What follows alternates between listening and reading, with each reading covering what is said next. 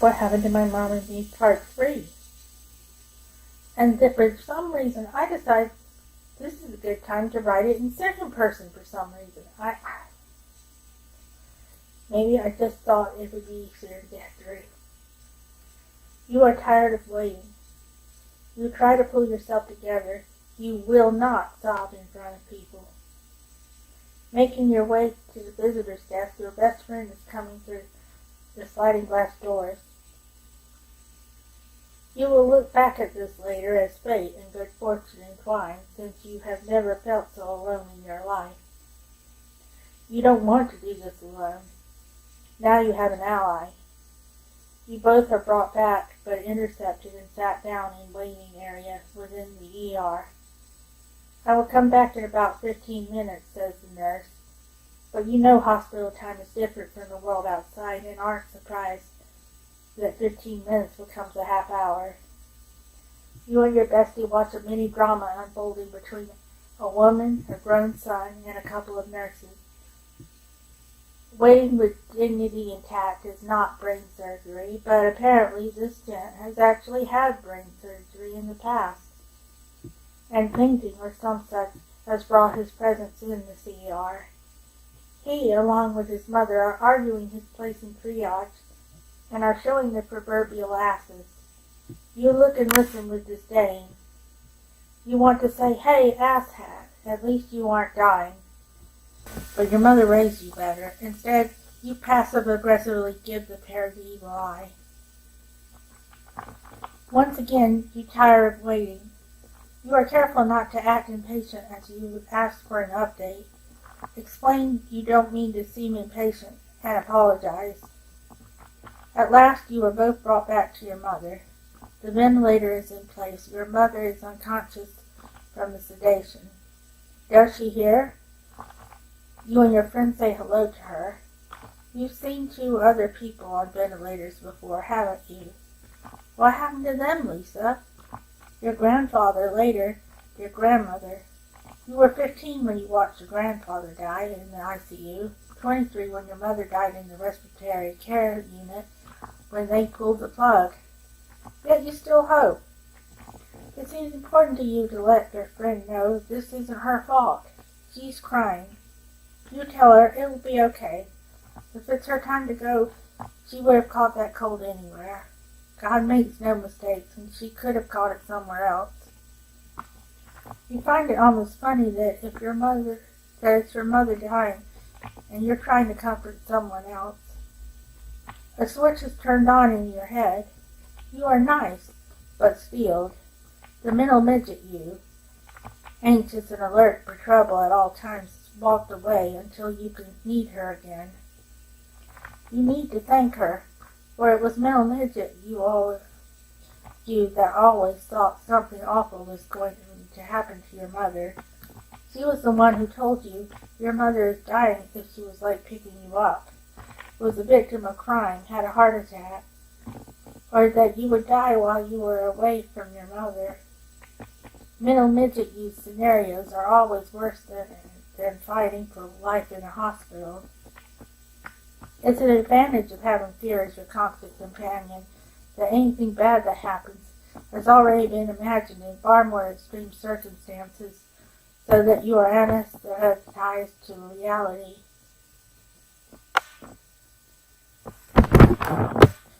You are allowed to see your mother before they cart her away to ICU.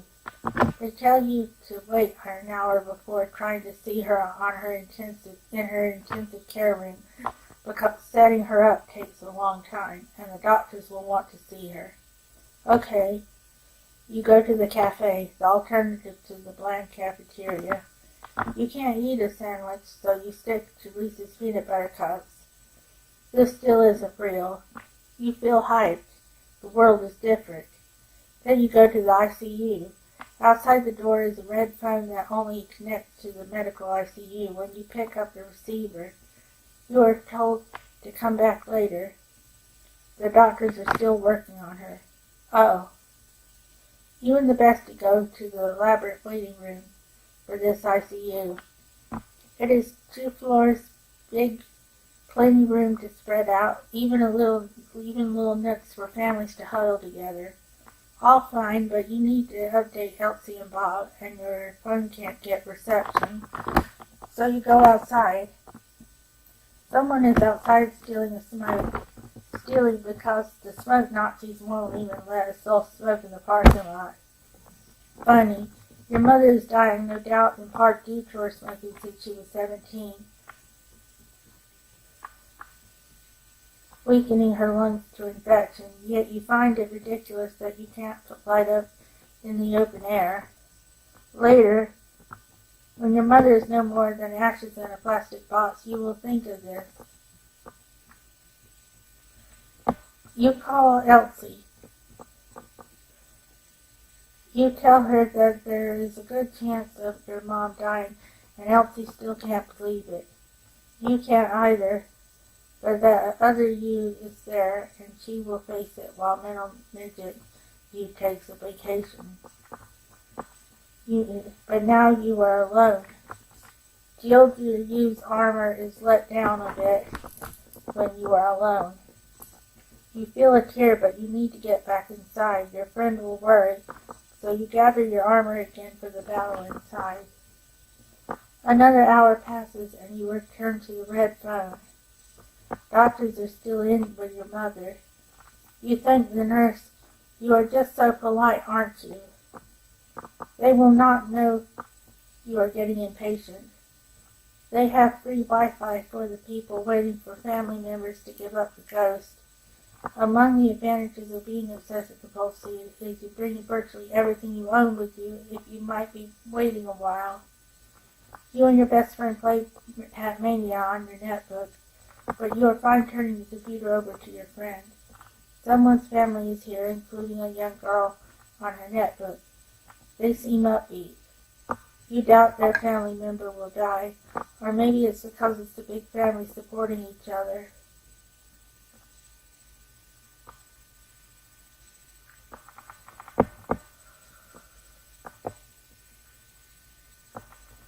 Now I gotta find the fourth installment. I think I didn't write the fourth installment for ages after that.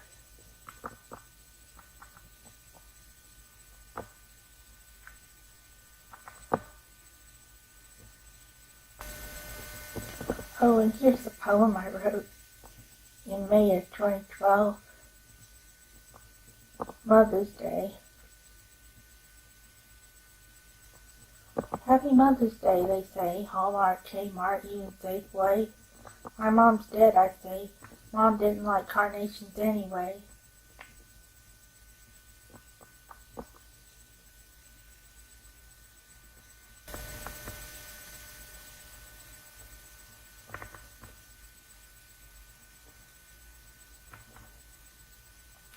And here it is, the final part. End of a series that I started over a year ago, What Happened to My Mom and Me, Part 4.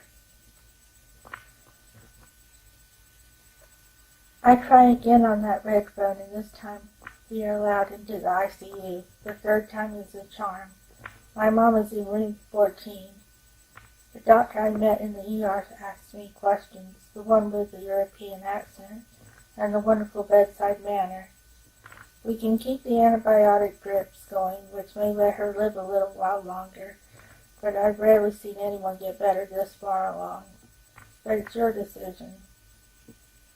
How much difference would there be in time if I take her off the drips, I asked. It's hard to say. She could last a few hours or a few days. But it's near impossible for her to get better. Less than 1% chance. But if you say to keep going, we will keep pumping her with antibiotics and doing all we can. I need to think about it a bit, I said.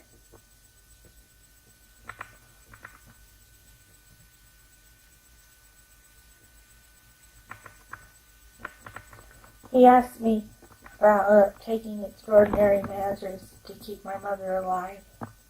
And I know my answer already. No, my mother wouldn't want that if she could be brain dead. I'm certain I don't want you to resuscitate. And she's told me before she wouldn't want it. Break my mother's ribs so that she can be a dead woman breathing? No. No. I don't know if in her tradition any of her organs could be used, but if they can, I want them to be donated. My mother wouldn't mind. She had organ donor on her driver's license. It would be nice to know my mom hadn't died completely in vain. They are going to do some other procedures to my mother, so Dusty and I go to the waiting room again. Dusty is on the phone with her mom and telling her about my indecision in keeping Mama on her antibiotics. And of course Dusty's mom wants to give me her sage advice in the matter. I politely listen. She's your mom. You can't give up on her. Yes, you're probably right, I reply. What kind of insurance does your mother have? Just Medicare, I said. Well, you know, with people without anything but Medicare, they try to do as little as they can for them and get them out of there. I tell the doctor they should keep the drips going just in case. After all, they are also keeping her on pain meds and sedation just in case. I probably would have made this decision anyway without the intervention of my bestie's dear mama, but I have to ask though. How do you ask such a question without giving offense? I don't believe this, of course, you've all been so wonderful, but my friend's mother is a bit of a cynic, and she told me y'all don't do everything for Medicare patients because of their insurance. Is there any truth to this? The doctor answers no. In fact, this is a teaching hospital, and most of the patients that come here don't have any insurance at all. So we do everything we can for all our patients. Cool deal. I decide to go home for some sleep. I am assured that the nurse would call me should my mother take a turn in the night. A nurse is attending my mom, Ivy, and I remarked to him, this must be one depressing job. It can be. How much of the people who come here live? About 50%. It is 10 p.m. when Bestie and I head home, and I collapse into bed. I know no more until about 4 a.m. when the phone rings. He might want to come now. He's taken a turn for the worse, says the doctor. Hearing the phone at this time of night doesn't give me a warm and fuzzy feeling, says Bessie. She was sleeping on the couch as we go to the hospital in the quiet of the early morning. This time I don't have to wait when I pick up the red phone. I tell Bestie that I want some time with my mother alone at times, but could check on her in 20 minutes because my friend is an anxious soul too. I tell my mother that I would understand if she has to go. That would be fine. But if she could, please stay. I make myself not beg her to stay for the sake that if she can't hear me, I don't want her last thoughts to be worried over me not being okay without her. I see the chaplain when offered. He is a young Episcopalian and we pray together. I like him so much I take his number in case I need someone to preach a funeral. My mom and I haven't been to church in a number of years. I even end up asking him if he thought my mom would be okay if cremated. My grandmother didn't believe in cremation, and I suddenly felt the need for reassurance from a man of God. God is bigger than that, was his answer. My mother felt cremation was fine, and to rid myself of the ashes in the sea was what she wanted. I even saw an old high school friend, and he was a nurse there. Small world. The last time I'd seen him, he was a server at one of those steakhouses where they think it's a good idea to use roadkill as decor. I guess the road to the original Texas Roadhouse was fraught with many an animal. Shortly before 8 a.m., September 13th, 2011, my mother took her last breath. I couldn't restrain my tears now. She was gone, and I held it together as well as I could to not upset her. I tried to calm myself again for the bestie, to not upset her more than she was. Who was that woman that shoved Anxiety Ridley so into a corner and took her place in my body those 2 days? It wasn't the me who had dreaded this day for years and went to extremes to prevent her death. It was the Lisa that only comes out when I'm drowning, and that Lisa swims. And that's the end of it. Well, I'll try to, in case this is getting boring and everything, I'll just go over really quickly what happened afterward. I lived with this gay couple for about a year, and in some ways they were really good, and in other ways they were really bad. And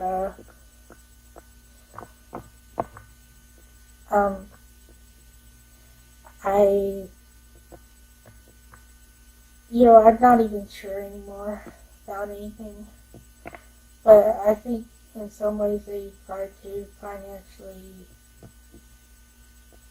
exploit me and stuff like that. It's such a long story that I'm not even going to venture to try to get into that. Maybe some other time. But I eventually got away, and through a program I was able to get my own apartment, and that's where I am today, all these years later. There are other things. When my mom passed, her family was mad at her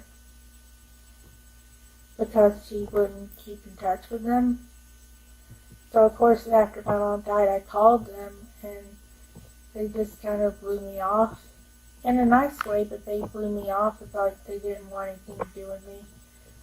And it's kind of bad because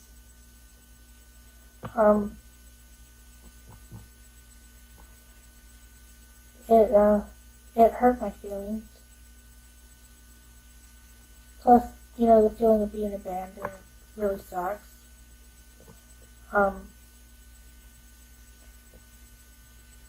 I was only a second cousin. It wasn't like this.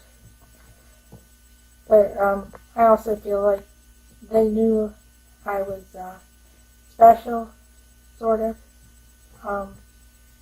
They knew I had mental problems, and they probably didn't want to get saddled with me in some way, and a lot of people were like that, in fact. And then right after my mom died, the friend that I was with at the time, her mother convinced her that whatever disease that my mom had was probably communicable, and for her not to be around me until I go and get my lungs checked out. So I had that going against me too. She was like one of my only friends, and so I basically had to throw myself at the mercy of absolute, almost strangers. Anyway, but I'm okay now, so that's what's important. And I hope you enjoyed this video. Thanks for watching. Like, comment, and subscribe. Bye.